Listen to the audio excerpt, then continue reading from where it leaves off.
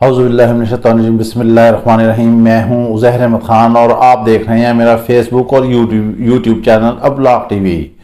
वैसे तो इस वक्त जो ऑडियो लीक्स की खबर है वो सबसे इंतहाई सरगर्म है और जो हैकर ने 10 पॉइंट इस वक्त जारी किए हैं वो बहुत ही खतरनाक हैं और उसने कह दिया है कि मुझसे कोई राब्ता ना करे, मैं कोई डील नहीं करूंगा और मैं एक जिप फाइल की सूरत में जुमे के दिन जो है तमाम ऑडियो जो है रिलीज कर दूंगा। सोशल मीडिया पर ये खबरें बड़ी सरगर्म हैं, चल रही हैं कि हैकर से जो है सौदाबाजी हो रही है, 5 अरब 10 अरब इस तरह की खबरें चल रही हैं। बहरहाल इसमें कितनी हकीकत है इसके बारे में कुछ कंफर्म नहीं कहा जा सकता, रूमर्स हैं, बातें हैं, चल रही हैं। लेकिन एक बात है, उसने 10 नुकात जारी किए हैं। 10 नुकात में उसने मुख्तलिफ ऑडियोज और शख्सियात के बारे में उसने निशानदही की है, जिसके हवाले से उस हैकर ने जो है वो ऑडियो लीक्स जो है वो करनी है।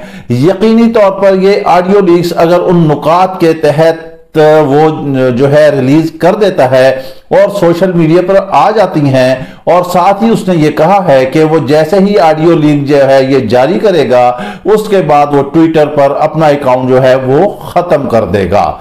डार्क वेबसाइट तक पहुंच जाना इन जो है ऑडियो लीक्स का वो ही बहुत मानी खेज है और वो ही बहुत बड़ी खबर है। उससे बड़ी खबर ये है कि आखिर ये ऑडियो लीक्स हुई कैसे, ऑडियो रिकॉर्डिंग कैसे हुई है, इनके फोनों तक कैसे उस हैकर की रसाई हुई है। क्या इदारे सो रहे थे? क्या इस मुल्क में कोई महफूज नहीं है? जिस मुल्क का वजीर आजम हाउस और वजीर आजम ही गैर महफूज हो तो वहां कौम और अवाम के लिए क्या हिफाजत होगी? वहां तो डाकू राज होगा, लूट मार होगा, कत्लो गारत गरी होगी, कानून का जंगल होगा, बेराह रवि का सारे लोग शिकार होंगे, अपना मन अपनी मर्जी अपना कानून होगा, माइट इज राइट होगा, जिसकी लाठी उसकी भैंस होगा। वहां तो कुछ भी नहीं होगा, जंगल ही जंगल होगा। और गो के इस वक्त उस हैकर ने यह साबित कर दिया है कि वो सबसे ज्यादा पाकिस्तान में हर शख्स से वो ज्यादा सुपीरियर है और वो ऐसी ऐसी चीजें, ऐसी ऐसी शख्सियात की चीजें निकाल कर ले गया है जिसके बारे में शायद ही कोई सोच सकता है। क्योंकि ये ऑडियो जो हैं जुमे के दिन उसने रिलीज करनी है और जुमा आपको मालूम है वैसे ही नून लीग पर भारी होता है। अब हमने देखना यह है कि जो जो उसने दावा किया है क्या जुमे को जो है वो ये सारी बातें सच साबित होती हैं या नहीं। बहरहाल हुकूमती ज़ुम्मा भी है इस हवाले से जो है वो सर जोड़कर बैठे हुए हैं।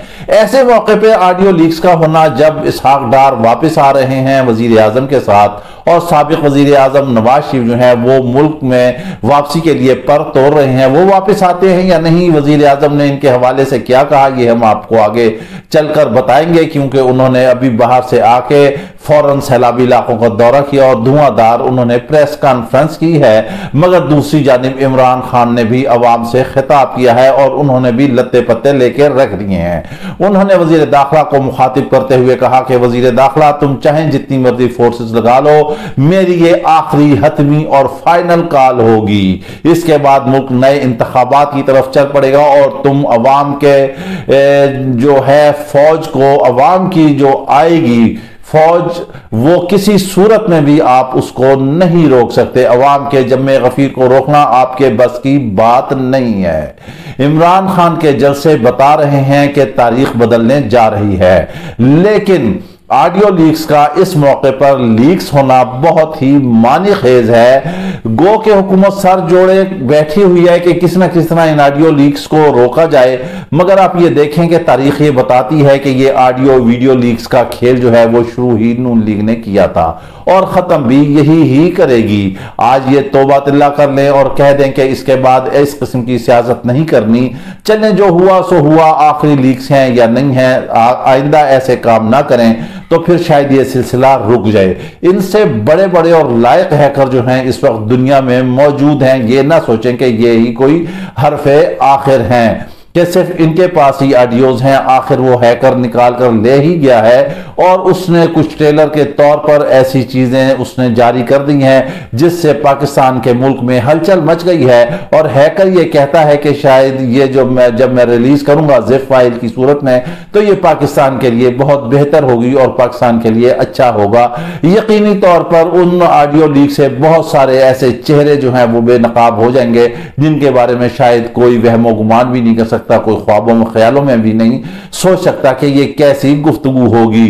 उसने बहुत खतरनाक हिंट्स दिए हैं। बहरहाल अल्लाह रहम करे, अब देखते हैं कि जुमे तक क्या सिलसिले होते हैं। ये ऑडियोज आती हैं या रुक जाती हैं, सौदेबाजी होती है नहीं होती है, अवाम में सुरखरू होते हैं या नहीं होते हैं। ये तो थी बात ऑडियो लीक्स की, मगर ये बात जरूर ध्यान में रखें कि आज जिसके पास ये मोबाइल फोन है इस वक्त इस माशरे में, इस सोसाइटी में, वो गैर महफूज है। हम आपको एक टिप देते चलते हैं कि जब भी आप कोई ऐसी सीक्रेट मीटिंग, सीक्रेट बातें करते हैं तो अपने स्टाफ को और बमाए अपने सेल फोन को आपसे कई गज दूर जो है वो दूर जाकर रखें, ताकि ये ना हो कि ये यहां से सारा कुछ चीज कैच हो जाए और बात आपकी निकल जाए। बाकी रह गया कि डिवाइसें लगाने का या नहीं लगाने का, वो एक अदर फेल है कि उसमें अगर कोई करता है तो वो एक अलहदा सिचुएशन के कैसे होता है। लेकिन सबसे बड़ा जासूस ये आपका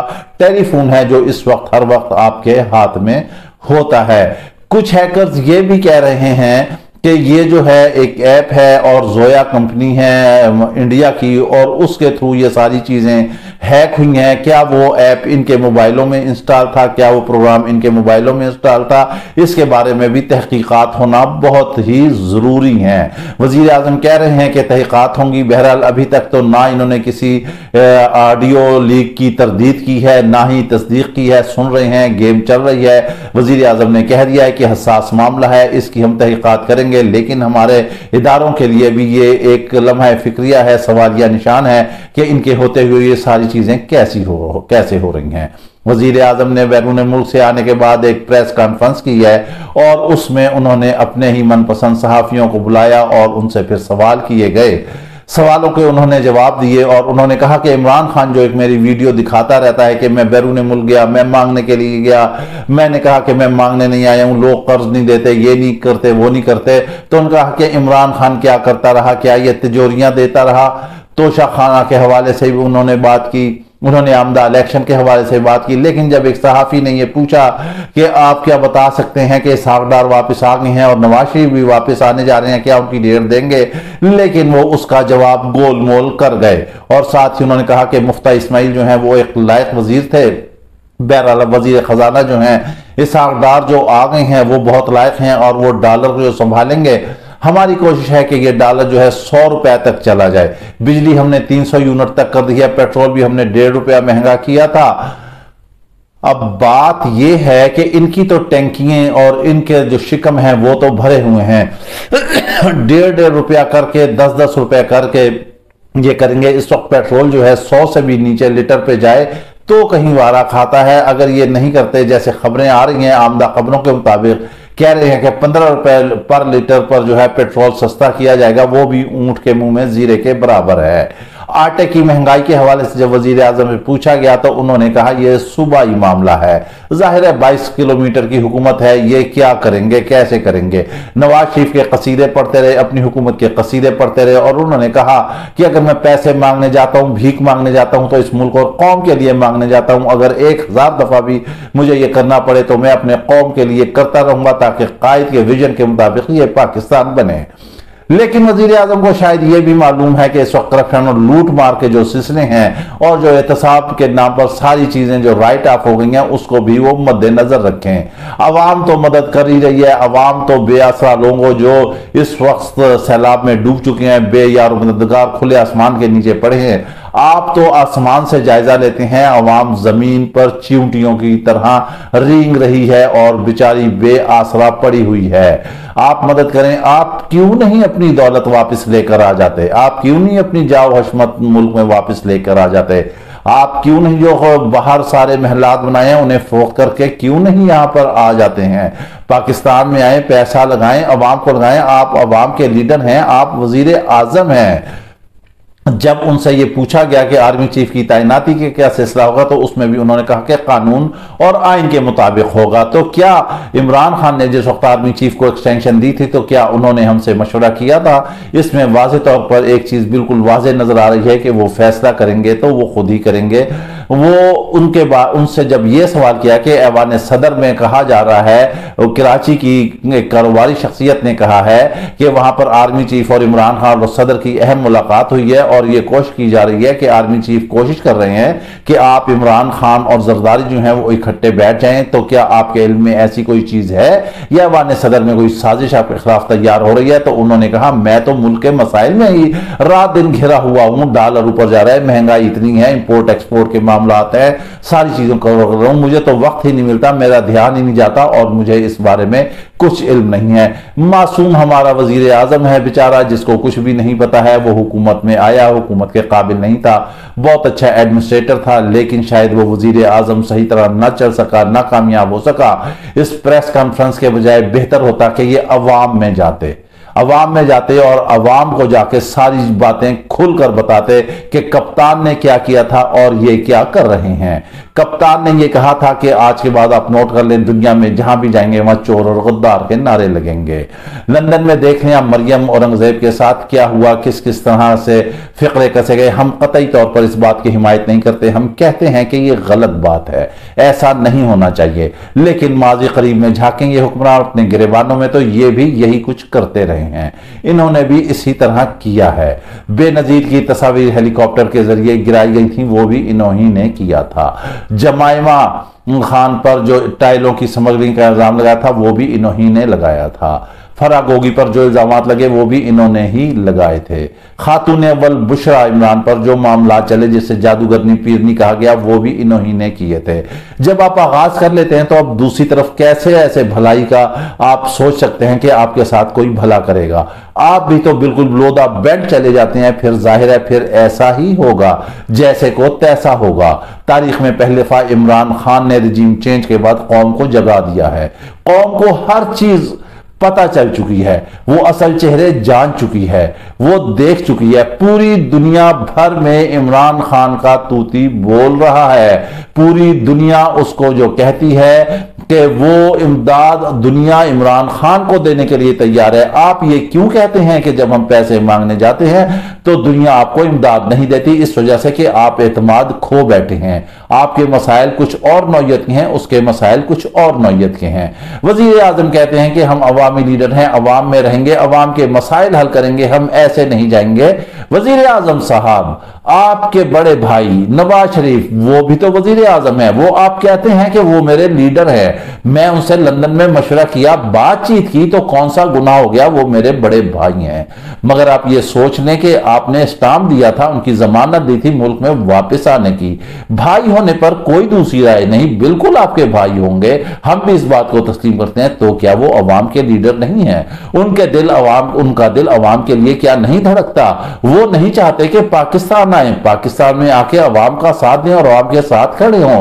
क्या सिर्फ अवाम के लीडर आप ही हैं या इमरान खान ही है? एक बात बिल्कुल क्लियर है कि आप ये नोट रख लें कि इमरान खान बाहर नहीं गया। उसने कहा मैंने यहीं रहना है, यहीं बसना है, यहीं मरना है, यहीं दफन होना है। आप लोग दौड़ दौड़ कर कभी बर्तानिया और लंदन आप वहां जाते हैं, आपके सारे कारोबार वहीं हैं, आपकी कैसे कैसे भांडे फूटे हैं आप ये देख लें। आपकी अपनी औलादों ने पहले तस्दीक की, फिर तरदीद की, फिर तरदीद की, फिर तस्दीक की। फ्लैटों के हवाले से आप हुसैन नवाज के बयान देख लें, आप मरियम नवाज के देख लें, सारी चीजें कट्टा चट्टा खुल के सामने निकल आएंगी।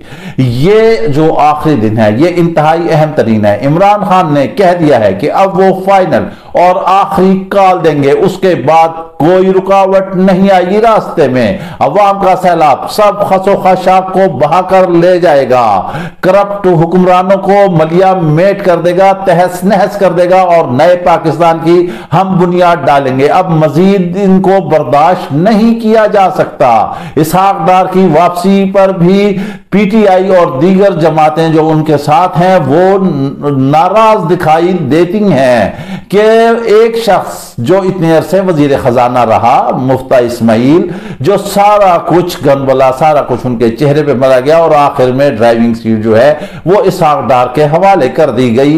ये है बात, ये है नालायकी। जब एक ऐसा शख्स जिसका अपना टाफियों का कारोबार था और वो वजारत खजाना नहीं चला सकता था, तो वजीर आजम साहब आपने क्यों उसको वजारत उज़्मा दी? आपने वजारत खजाना का चार्ज उसको क्यों दिया? क्यों मुल्क को तबाह बर्बाद कराया? आपने ज़र मुबादला के ज़खायर क्यों तबाह कराए?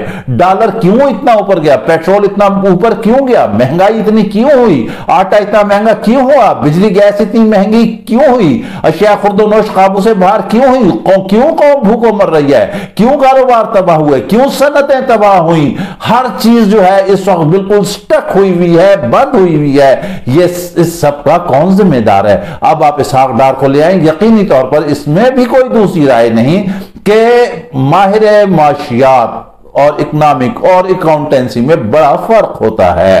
वो और तरह से मामला देखता है, हल करता है। अकाउंटेंट जो होता है वो फिगर का मास्टर होता है। वो इधर से उधर, उधर से इधर पैसे यहां से पूरे करना, वहां से कटौती करना, आगे देना, पीछे देना, घपले करना, उनकी डॉक्यूमेंटेशन करना, ये होता है अकाउंटेंसी का असल काम।